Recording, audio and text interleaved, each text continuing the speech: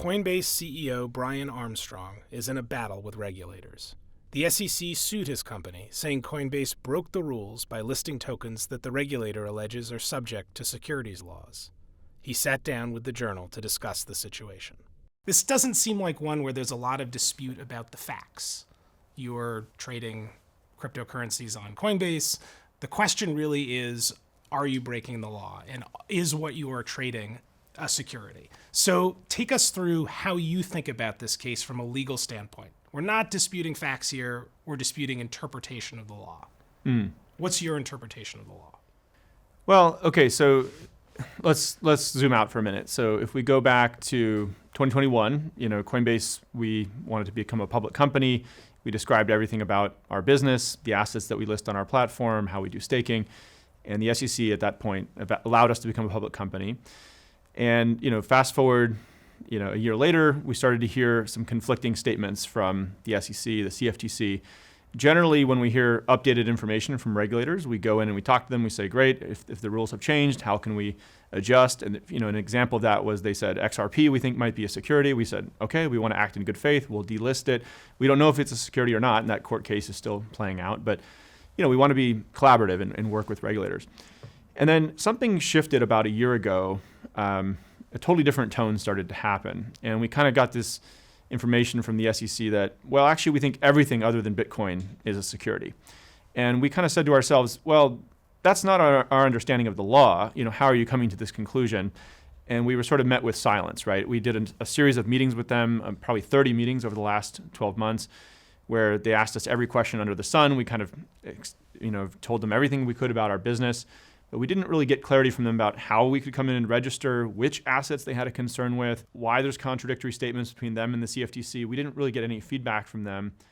And suddenly we got this Wells notice and then the complaint that was filed yesterday.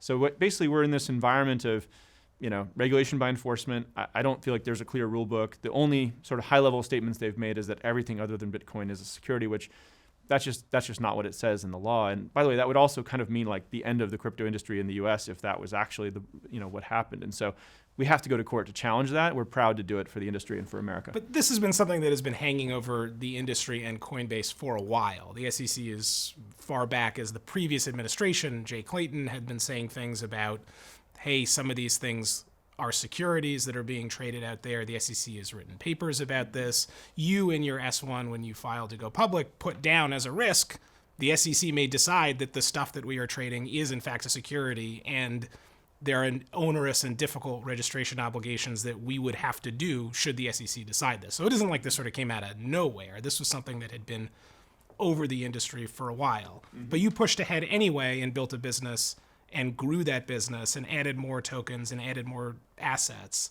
Tell us why you did that.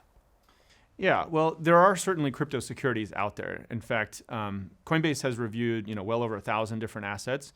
90% of them we've rejected, right? Because we thought some of them could be securities, or we had other concerns about them. So we've really only listed a very conservative, small number of the assets out there. And so I agree with the statement. There's a lot of crypto securities out there. In fact, I would like there to be a robust, healthy market for people to trade crypto securities in the US. I think this is one more area where crypto could help update the financial system around capital formation. And we should make it easier for people to raise money for their company or for something they want to build in the world, and those should be issued and registered as crypto securities.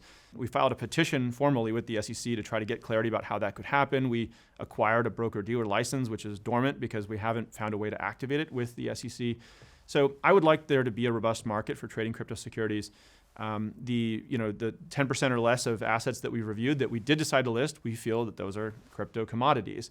And so they don't need to be registered and traded with under an SEC license. Let's back up a little bit for people who are not so in the weeds on all the various minutiae here. The SEC has alleged basically that you are running afoul of the rules in three ways: that you're a broker-dealer, that you are a clearinghouse, and that you are an exchange. All three of those things, the SEC requires that you register and take a bunch of actions. You aren't doing that.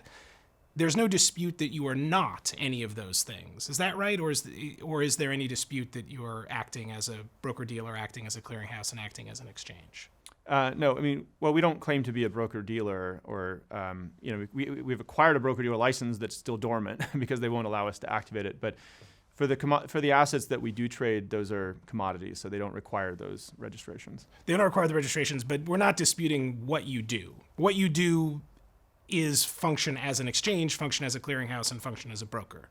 The dispute is around whether what you are trading, clearing, and broking is indeed something that's under the SEC's jurisdiction, right? Yeah, we're trading on our exchange crypto commodities today. So let's zoom way out again for people who might not be deep into the minutia of this. So the question of what is a security, you can think about it in a whole bunch of different ways, and there's case law on this. But like to zoom way out, you've got like baseball cards at one end. Mm-hmm. You've got Apple stock on the other end, right? Baseball cards clearly not a security. We trade baseball cards; they have value, but nobody thinks that like a 1987 Topps Darryl Strawberry is a security. Mm-hmm. Apple stock clearly a security. Big gap between those things. Mm-hmm. Bitcoin looks like it's more over here, closer to a baseball card. And the SEC is making arguments that a bunch of things that you trade on Coinbase are more over here, closer to Apple, that they're company-like things. They're companies that work on these protocols that issue these coins. They issue the coins to people who expect that they get a profit from those coins. How do you think about that distinction? Right. Okay. So I'll just clarify up front here. I'm not a lawyer, right? So I'm going to do my best to get to touch on this. But you have had a lot of time and have had to do a lot of thinking about this topic. Sure. This is a deeply technical topic in the law, and I'll tell you my interpretation of it in a second. But it's worth noting that in the United States we have a securities regulator, the SEC. We also have a commodities regulator, and so partly this is a major topic of debate in the U.S. is like which one is it?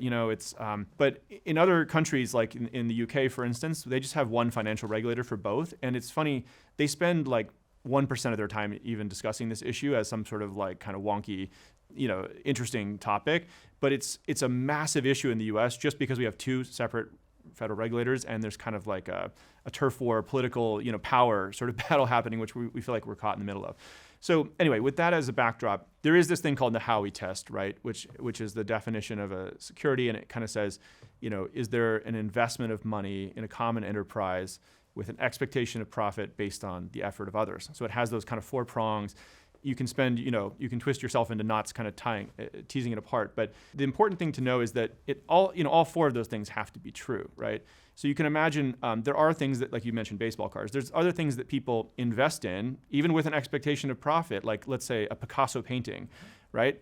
That they hope to make money on. They hope it will go up in value, but that's not a security, right? Because it's not based on the efforts of others. And so there's various ways that you could imagine a crypto asset would not be a security, right? If it's sufficiently decentralized, there's no common enterprise, right?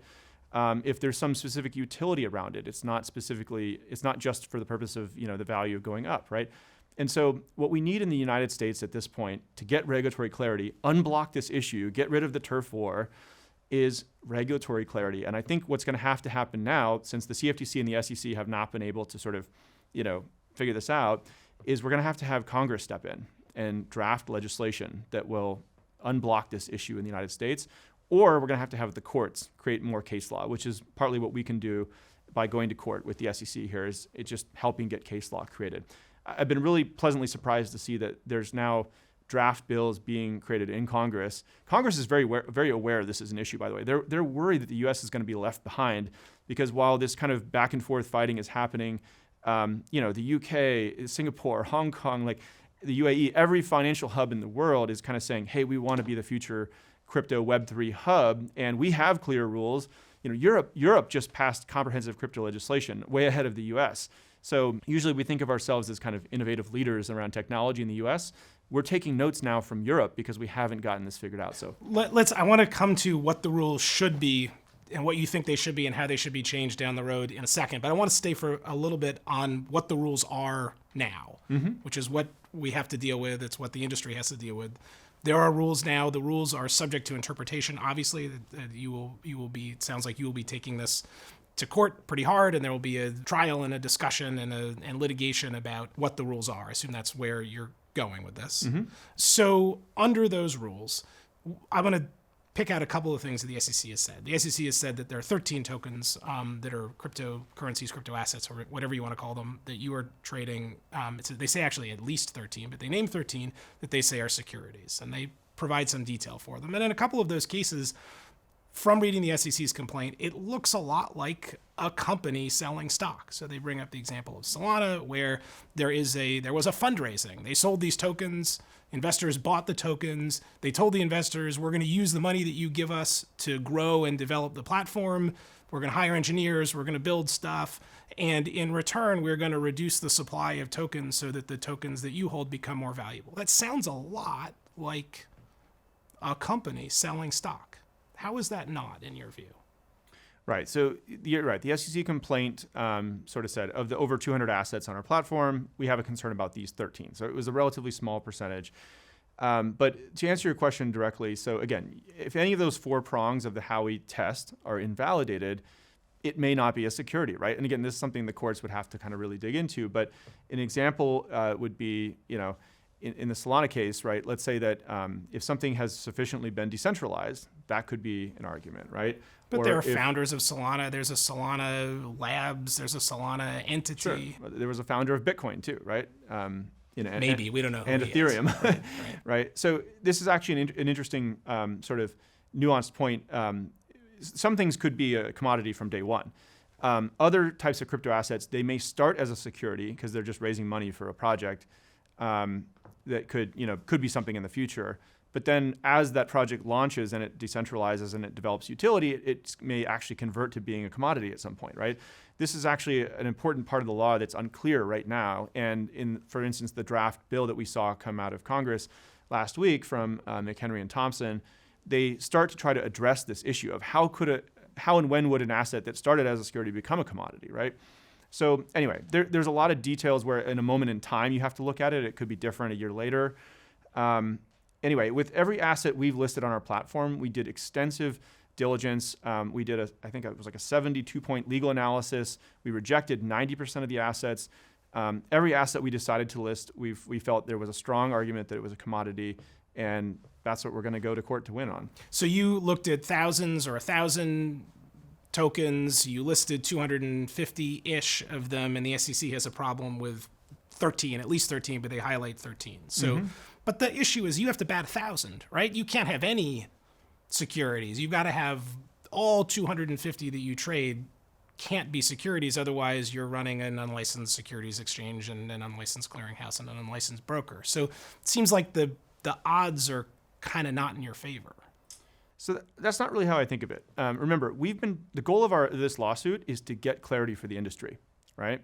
And we've actually been formally petitioning the SEC for clarity. Well, the SEC's goal is to stop you from breaking the law in their view. It's not.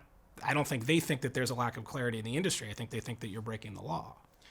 Well, that may be what they say, but I can assure you there's a huge lack of clarity. I mean, every startup in the crypto space is spending huge amounts of money on legal, lawyers who basically tell them, I don't know, there's no case law. We can't really give you a clear answer, right?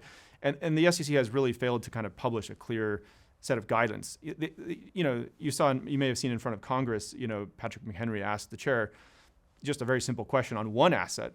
Is Ethereum a security or commodity? And over again, he refused to answer. I mean, so even on some of the biggest assets, they can't just give you a clear answer. But yeah, going back to the prior point I was going to make. So, our goal with this court case is to begin to get clarity for the industry, not just for us, but for the whole industry, honestly, for America, so that it doesn't fall behind in this area. And so if we get any kind of clarity from the court, regardless of the outcome, honestly, I think it would be a step in the right direction. But we feel strongly all of the ones that we listed there, since we took a pretty conservative approach, they are commodities. Now, in the process of assessing which assets should be listed, that was something that your company spent a bunch of time on. You participated in some of these discussions. To describe the process, how does that work? So actually, there's a committee, a digital asset listing group, that decides this. I'm actually not on that committee. And you don't participate in those discussions? I helped design and give input on the process and how it was designed originally with lawyers, but I'm not actually one of the decision makers on the listing process intentionally.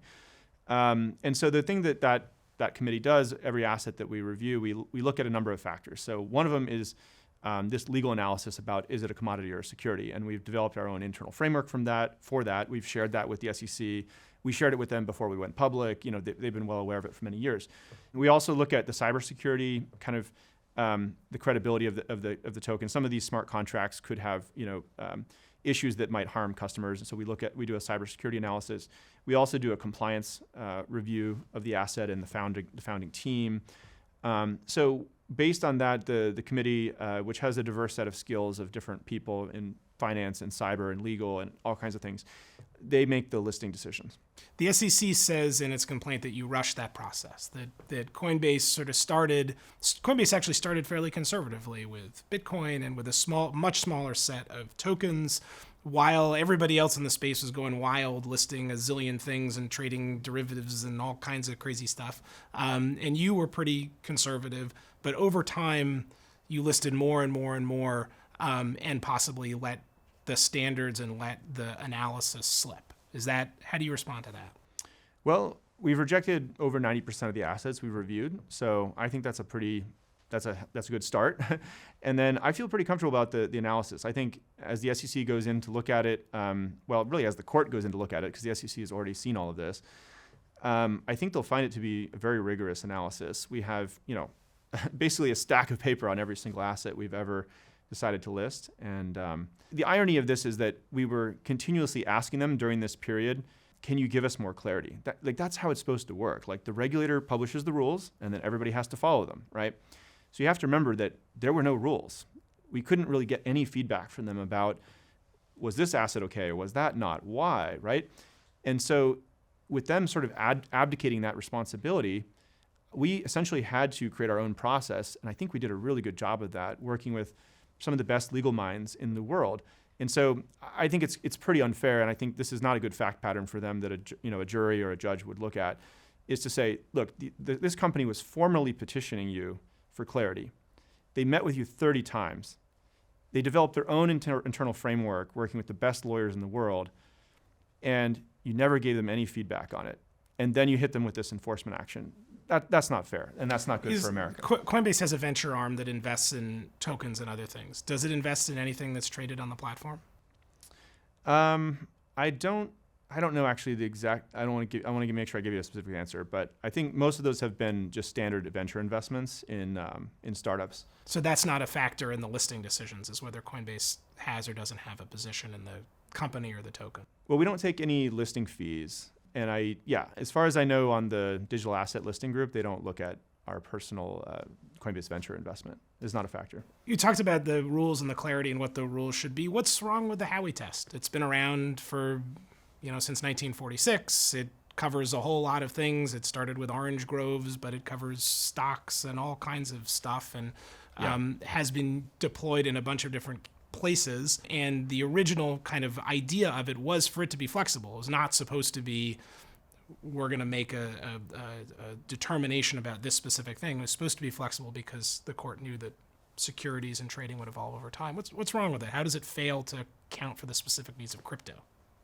Yeah, so I think it's a great starting place, and we basically need case law to sort of help us understand some of the nuances of how this applies in a crypto environment. So an example is that in crypto, for many of these assets, there is no common enterprise or central authority that would be responsible, say, for issuing disclosures or something like that. Like the Ethereum network, there's not any one group that controls it. It's decentralized, right? And so we actually, we put out this petition to the SEC. People can Google it if they want. I think it's Coinbase petition to the SEC. You can kind of read it. And we actually, a lot of these are really technical legal questions, but there's about 40 different areas where we felt like the current law was a little unclear on this, like, decentralization, utility. What does that mean in context of open source software, right? Who would issue the disclosures if there's not a common enterprise, right? So there's a lot of open questions like that, which we don't feel have been answered, and that's the kind of clarity that would be helpful. Do you think that there is a role for those disclosures, for that kind of information to investors? Because right now there isn't, right? There isn't any disclosure about any of these tokens besides white papers and other stuff. Yeah. Certainly not standardized disclosure. Do you think there should be some disclosure, leaving aside who does it or how it happens? Yeah, so for crypto securities, absolutely, there should be the normal set of disclosures. Even for some of these things which may be classified as commodities, I think disclosures could be an important part of that. And actually, one of the nice things about crypto is that you can actually go look at a lot of this data on chain. It's public. there's a couple of companies that are trying to find ways to sort of better aggregate it and sort of say, okay, here's the distribution of all the people who own it. How long have they owned it? What price did they buy it at? Are they insiders or are they, just third parties, and trying to get better insights. So anyway, I think that kind of thing is really important. And again, it needs to be updated for this new technology, which is a little different than what's come before. So it sounds like what we're talking about here, though, is a question of degree, right? So there are some, back to the sort of baseball card and Apple thing, there's a big hazy middle there, and the SEC would like to put the line here, and you'd like to put the line somewhere to the right of where the SEC wants to put the line. But fundamentally, you're still thinking about the distinction between commodities, which are okay to trade in the way that you trade them, and securities, which shouldn't be. It's just a question of where the line should be. Is that right? Yeah, I mean, I think this is what the courts and Congress need to figure out, is where should that line be? And honestly, reasonable people could disagree. There's probably somewhere there, Ultimately, our goal is we're already licensed by the CFTC, and we have the dormant license from the SEC. We would like to be in a world where we're just licensed and regulated by both, and it's a healthy market structure, and maybe some of these assets would start as a security and they'd migrate. The McHenry-Thompson bill that kind of came out last week contemplates this idea of, maybe we could actually have one exchange where both commodities and securities and stable coins, and by the way, there's other things in crypto too, artwork and identity and all kinds of things. So these could all kind of coexist on a regulated platform. And so if you do have a new technology that comes along, it doesn't quite look like A or B, it's some kind of hybrid, that's probably why we need new legislation. So if the line gets drawn here, and my hand is meant to be in between Bitcoin and Ether over here and everything else over here. Yeah. If Bitcoin and Ether are the only commodities, is Coinbase a viable business? Can you just say, forget about all the rest of it. We're just going to trade Bitcoin and Ether. That's the business. Well, first of all, I think that would be a pretty extreme position. And that's not what the rest of the world, including Europe and the UK and Singapore and Hong Kong, have done. So let's put that aside for a minute. I don't think that's what the law says either. But so Bitcoin and Ethereum are the majority of our revenue today in the trading world, right? Now, we also make quite a bit of revenue. Almost 50% of our revenue is from non-trading fees, right? And then we also have revenue outside of the United States, right? So I guess even in that scenario, yes, we're a viable business and there's lots of things, but I also think that's just not what's going to happen, because that's not where Congress is headed. That's not what the courts will decide. You are unusual among other crypto exchanges in that 84% of your revenue is in the United States, and most of the rest of them either are not in the United States or say they are not in the United States. Is there some universe in which Coinbase also, and Bittrex did this, when they were sued by the SEC, said, you know what, we're going to give up the U.S. and go to the rest of the world. Is there some universe in which Coinbase gives up on the U.S.? No, I mean, we're here to stay. I created this company in the United States because I believe it's a big market, but there's rule of law, and there's a willingness to generally do the right thing, even if it takes a few iterations. So we are going to continue to be in the U.S. We're going to be the leader in the U.S. The U.S. is going to get to the right outcome, whether it's through the courts, Congress, the CFTC. Something is going to come to fruition, or maybe the 2024 elections will change this. America has a way of healing, right? Like, if the winds blow this way and then 4 to 8 years later, they kind of blow the other way. And eventually we get to the right outcome, even if it takes a while. At the same time, while we're going to be the leader in the US, we're going to be a multinational. We have entities in all the major financial hubs, or many of them at this point. And I want to be an American company that has a global footprint. The SEC also sued Binance this week, of course. Those cases are similar, but also different in important ways. Tell us how you see your case versus Binance's case, and whether there are commonalities, there are places where you and they would be sort of fighting the same fight with the SEC, and places where there are differences. Yeah, so I think they're actually very different, and it was kind of unfortunate that they were done back to back. My guess is that might have been deliberate to try to conflate the issue. But just to give you some examples, I mean, and I don't want to say anything about any other companies in the space, but I'll just talk about Coinbase.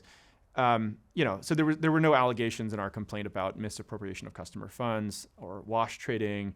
There was no naming of me or the executive team personally.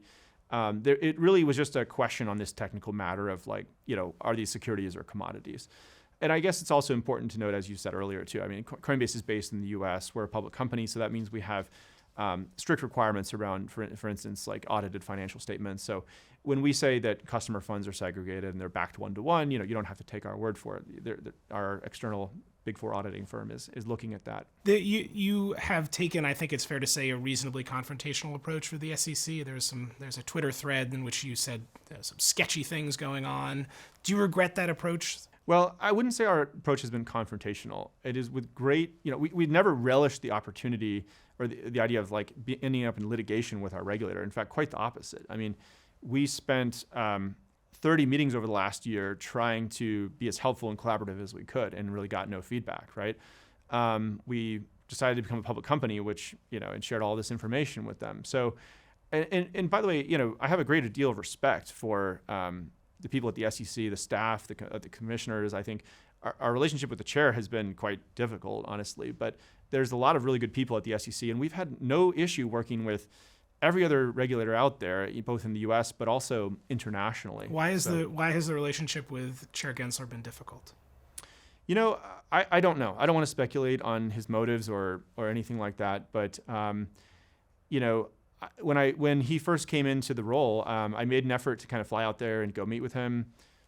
I don't know why the schedules wouldn't align. We made several attempts. We eventually did get to meet, but only virtually. Have you ever had a one-on-one meeting in person with him? I've never been able to meet with him in person, which is rare. Every regulator that we have, I've been able to get meetings with, including the heads of government in many of these countries where we operate. It may have been a COVID thing at that time, but it may have been other reasons too. I don't know. I don't. It doesn't seem like he wanted to meet with us. Let's talk a little bit about the future and what a different universe for crypto might look like. You've talked a bunch about how crypto could be, how the rules that are currently in place, the Howie test and other things could be applied to crypto and the legal analysis that will happen in the context of this court case. But you've also talked about talking with Congress and you alluded to a sort of future administration after the 2024 elections. If the political system were such that it would create a new set of rules for crypto and you could sort of whiteboard from zero on what those rules might look like without having to deal with the existing framework, brainstorm in your head, what is sort of Brian Armstrong's dream regulatory structure for crypto? Well, so the first one is we just need to get some clarity about the market structure and how the CFTC and the SEC are both going to regulate this industry. What are the boundaries? I think we also need to just bring in some basic consumer protections, which are, around wash trading prevention, AML, KYC, having audited financial statements. These are just kind of best practices that can come over from traditional financial services and be applied to crypto. And then I think we also need to get a little bit more clarity about stablecoins, because that's been a really big use case and area of growth for crypto. And so there's still a little bit of lack of clarity there about how issuance works and things like that. So it's actually not rocket science. This is just applying some of these really basic common sense ideas to the industry. And then once we have that legislation in place, I think we'll start to see some of the entrepreneurs who've left the US come back and say, okay, I feel that we're not just going to be attacked randomly or have incredibly high legal bills at any given moment, and we can actually build a business here in the US again.